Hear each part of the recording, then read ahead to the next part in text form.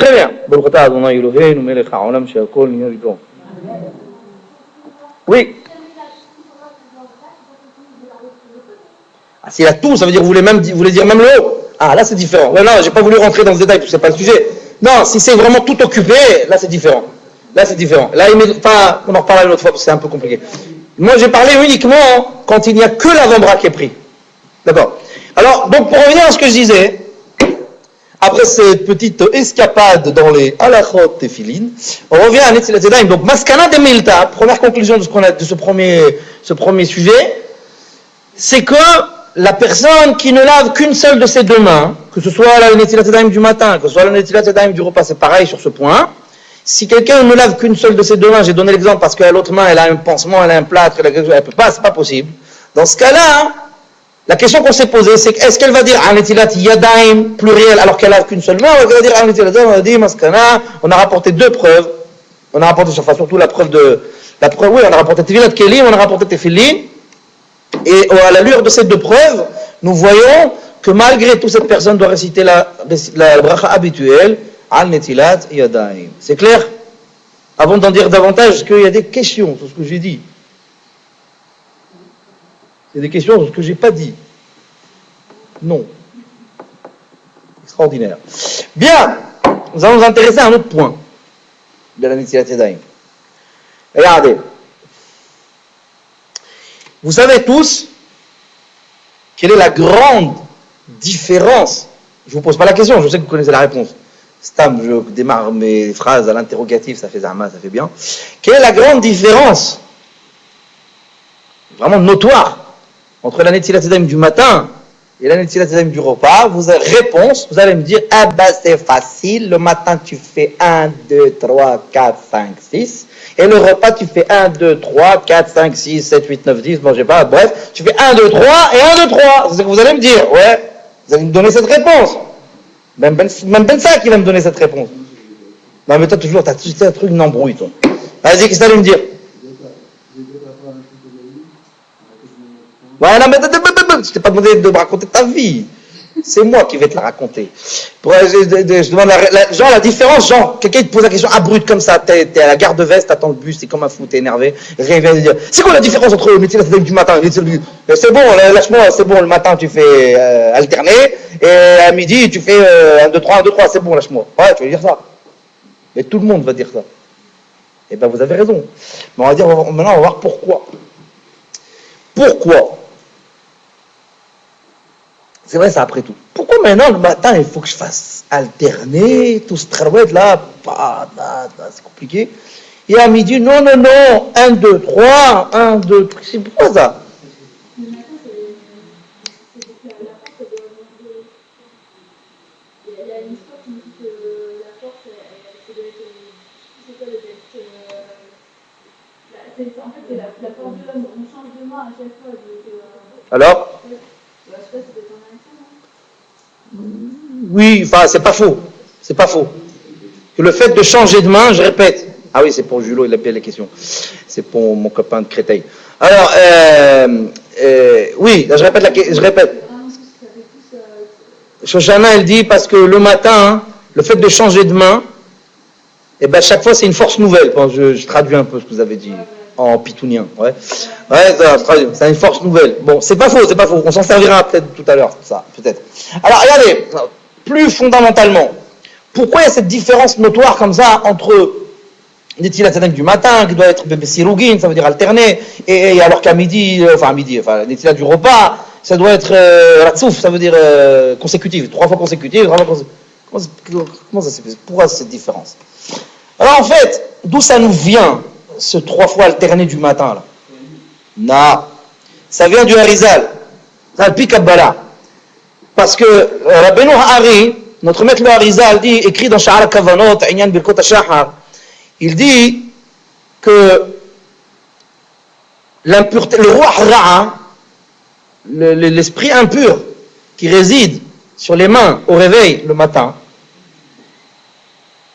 quand on verse une première fois l'eau, parce que comment il dit, tout ce céder du matin là, de verser l'eau 3 fois alternée, c'est le Harizal qui nous l'indique. Mais pourquoi? Regardez bien, écoutez bien. Pourquoi? Il dit comme ça. Il dit d'abord comment il faut faire. Alors, je vais vous redire. En fait, je l'avais dit, ce CDR là, je l'ai dit il y a quelques semaines. Je l'avais dit au premier jour, je crois. Mais je vais le redire ce soir. Bon, vous le savez, mais c'est je vous le redis comme ça. Comment il dit, le Harizal, comment il faut faire le matin. D'après le Harizal, voilà comment il faut faire. Le matin, hein, il faut attraper le Kéli avec la main droite, le remplir. Une fois qu'il est plein, le mettre dans la main gauche. Et à ce moment-là, la main gauche va verser une première fois l'eau sur la main droite. Ensuite, il va falloir attraper le Kéli avec la main droite et verser une fois sur la main gauche. Et recommencer cette même opération encore 2 fois, ce qui fait au total 3 fois. Vous avez compris? C'est ce qu'on fait, c'est ce que vous faites. Ok, vous inquiétez pas, je vous dis rien d'extraordinaire. D'où ça vient le Harizal? C'est pas marqué dans le Shulchan Aruch. Le Shulchan Aruch, il dit pas ça. Le Shulchan Aruch, il dit pas qu'il faut faire il dit rien. Il dit qu'il faut verser l'eau 3 fois, c'est tout ce qu'il dit. Il dit pas ni alterner, ni pas alterner. Le Harizal, le makor, la source de ce seder qu'on fait le matin, c'est le Harizal. Rabbeinu Hari. Maintenant, pourquoi? On va voir pourquoi. Il dit le Hari parce que quand tu verses la première fois, d'abord, pourquoi, premier point qu'il faut éclaircir, c'est que pourquoi tu remplis, premièrement, tu attrapes le kéli avec la main droite, tu le remplis. Et une fois qu'il est rempli, tu le mets dans la main gauche. Tu n'as qu'à remplir avec la main gauche. Parce que de toutes les façons, la première main qui va recevoir l'eau, c'est la droite. Alors pourquoi tu fais ce travail? Tu remplis, et après tu mets dans la main gauche. Réponse, parce qu'il faut que la gauche serve la droite. Pourquoi il faut que la gauche serve à la droite? Parce que la gauche symbolise la midat ad-din, la rigueur divine, et la droite symbolise midat ar-rahamim, la miséricorde divine. Et nous voulons que la rigueur soit asservie par la miséricorde, et non pas le contraire. On veut que la miséricorde ait le dessus. Pour qu'elle ait le dessus, il faut exprimer symboliquement que la rigueur sert la miséricorde. C'est là où on voit que la miséricorde a le dessus. C'est ce qu'on veut. Ok, ça c'est le premier point. Maintenant, pourquoi les 3 fois alternés? Dit le Harizal, parce que lorsque tu verses la première fois sur la main droite, la Tum'a, le roi Ra'a, eh bien c'est une sportive. Elle fait décathlon. Ouais, pourquoi? Parce que dès que tu verses sur la main droite, qu'est-ce qu'elle fait? Dès que le mzroubet de roi Ra'a, elle saute sur la main gauche.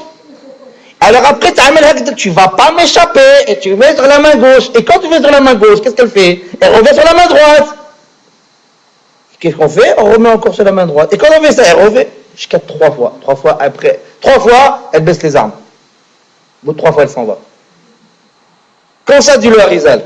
Le Harizal dit que le roi Ra'a, l'esprit impur qui réside sur les mains le matin au réveil, c'est une sportive. Elle est confète cette. Maman, je dis qu'elle est confète cette de Doleget.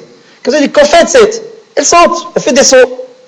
De là, hop, elle joue à cache-cache avec vous. Jusqu'à la fin, elle n'en peut plus, les 3 fois, ça y est, c'est fini. Elle s'en va.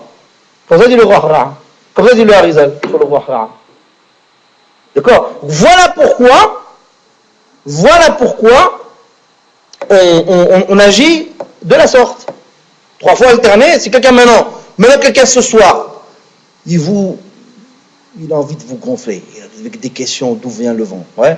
Il dit, mais tu sais pas pourquoi le matin, les Tilatsada, ils m'ont fait alterner, et au repas, on ne fait pas alterner. Alors je dis, écoute-moi bien, Habibi, je vais te dire, parce que le Harizal, voilà ce qu'il dit. Le roi Ra'a, il est kofetz vedoleg, il saute d'une main à l'autre. Combien de fois il saute? Il saute pas à classe. Combien de fois il va sauter? 3 fois, c'est tout. Il ne peut pas sauter plus que ça. C'est pour ça qu'on agit comme ça. Pour le Netilat Yadayim du repas, on ne peut pas du tout parler de ça. Ça n'a rien à voir. Vous verrez quand... Enfin, il y en a certains ou certaines parmi vous qui ont abordé le Netilat Yadayim du repas il y a très longtemps avec moi. Shoshana. Il y a longtemps, c'était dans un autre Gilgoul, ouais. Il y a très longtemps, dans une autre réincarnation. Ouais, ça fait très longtemps. On avait fait à la Khotetia du repas, et on avait donné des raisons, Sarach Trouma, etc., les Kohanim, ce qu'on dit là maintenant, c'est hors sujet dans les Tilatem du repas, ça n'a rien à voir. Parce que là-bas, on ne parle pas de Roi Ra'a Bichlal, ça n'a rien à voir. Donc, c'est tombé, pas besoin de compliquer la vie pour rien. Pour l'instant, on parle des Tilatem du matin. Voilà la raison. Voilà la raison. Si vous voulez, hors antenne, je vous donnerai les raisons pour l'initiative du repas. Mais là, pour l'instant, on continue. Donc, voilà les raisons de l'initiative du matin. Pourquoi on fait 3 fois alterner?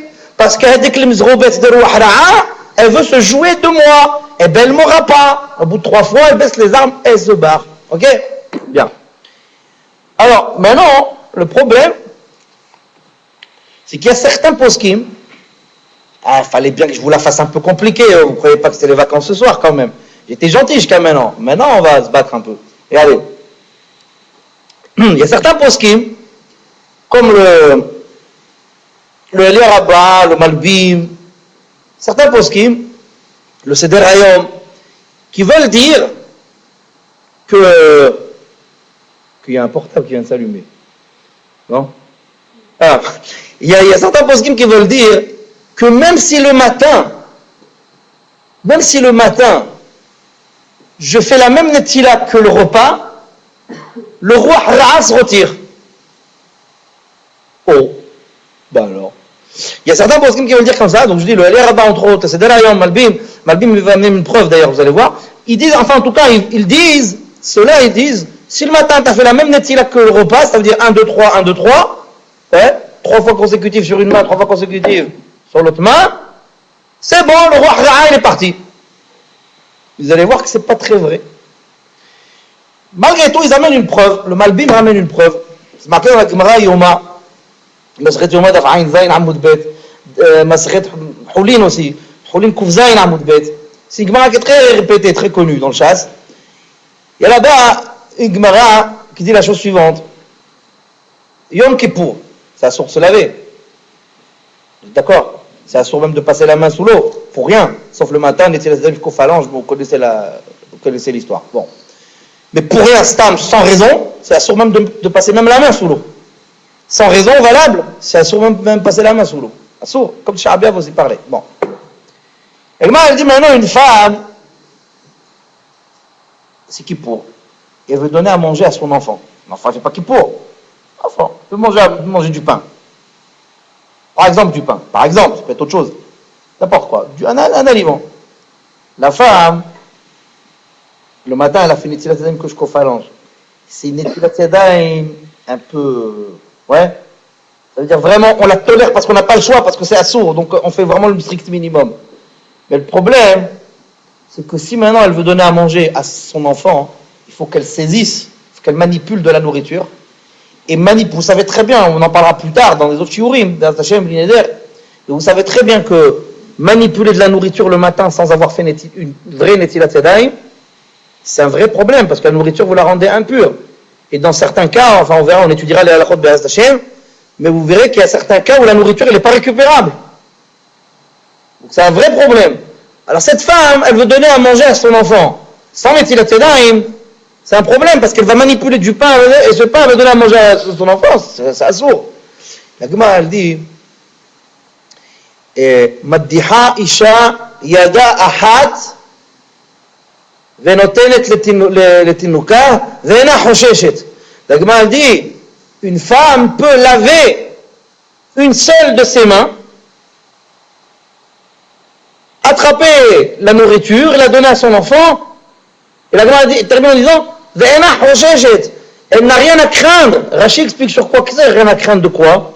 Rashi explique, elle n'a rien à craindre de Shibta. C'est quoi Shibta? Je connais des Shibta. Shibta, c'est le nom du Shed. Shed, c'est démon. Démon. Comme ça ils traduisent. Ouais, démon. Quel démon? Le Shibta, c'est le nom du démon préposé au roi Ra'a qui repose sur les mains le matin. Ouais, ça vous fait peur, hein? Ouais. Bon. Il s'appelle comment? Avec le Mizrob, il s'appelle Shibta. Ouais. Il s'appelle Shibta. Et alors, dit Rashi, cette femme, elle n'a pas le choix. Elle est obligée de laver une de ses mains pour donner à manger parce qu'elle peut pas manipuler de la nourriture sans avoir fait une vraie Netilat Yadayim. Donc là, elle n'a pas le choix. Faut qu'elle se lave la main. Et elle donne à manger à son enfant. Venez, Shibta. De là, le Malbim, il veut tirer une preuve de cette Gemara que je viens de vous dire. Le Malbim veut tirer une preuve.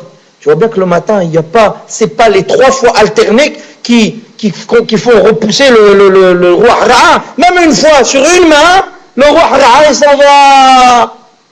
Pourquoi tu me dis qu'il faut une fois alterner, elle saute et tout ça, Le Malbim veut dire de là, il ne remet pas en question ce qu'il a dit le Harizal, mais il veut interpréter le Harizal d'une certaine manière.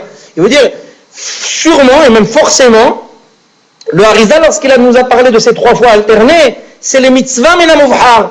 C'est pour dire, c'est bien, la mitzvah elle est bien faite comme ça, mais le Harizal admettrait que même si tu as fait une fois et une fois, ou 3 fois et 3 fois comme on fait pour le repas par exemple, même le Harizal admettrait que le roi hara'a se retire. Mais là, mikvot Torato, c'est faux. Le Malbim.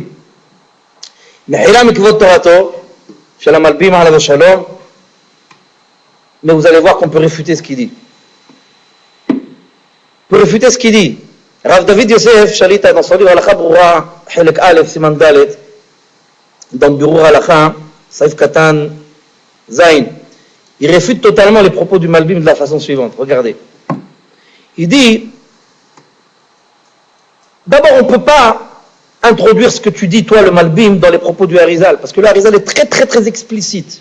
Il dit, le matin, de quelle façon le roi hara'a se retire des mains? Uniquement si tu laves tes mains 3 fois alternées. Pourquoi? Il explique, comme je vous l'ai expliqué tout à l'heure, parce que le roi hara'a se trouve sur la première main. Quand tu vas laver, il va se retirer sur la deuxième, ainsi de suite, jusqu'à qu'au bout de 3 fois, il se retire définitivement. Le Harizal écrit explicitement.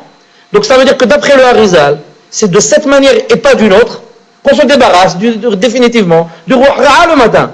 Donc tu ne peux pas dire, le Harizal dit ça parce que c'est la mitzvah comme il faut, mais il admet que si tu as fait 1 fois ou 3 fois, eh bien ça y est, c'est bon. Tu ne peux pas dire ça parce que d'abord c'est marqué explicite. Et là, qu'est-ce qu'il faut dire?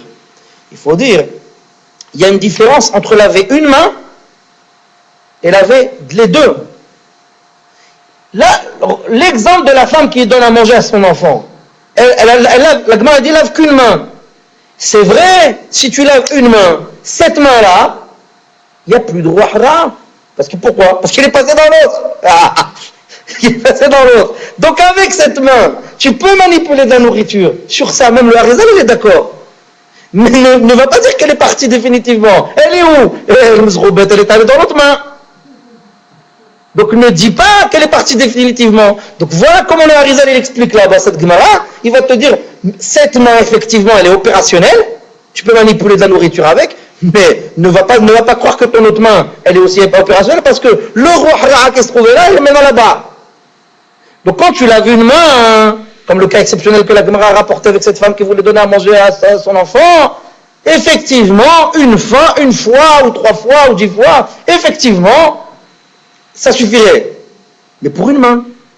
Mais quand nous-mêmes, le matin, de façon générale, de façon ordinaire, nous lavons les 2 mains, nous sommes obligés de suivre la marche à suivre qui nous est indiquée par le Harizal, de faire 3 fois alterner, parce qu'on va se servir après de nos 2 mains, pas d'une seule main comme cette femme. On va se servir de nos 2 mains, donc on est obligé de laver de cette façon. Maskana de Milta, que quelqu'un qui a lavé ses mains le matin 3 fois comme le repas, lo altalo hanetila. L'intila ne marche pas. Le roi hara'a, il est toujours là. Parce qu'il y avait 1, 2, 3.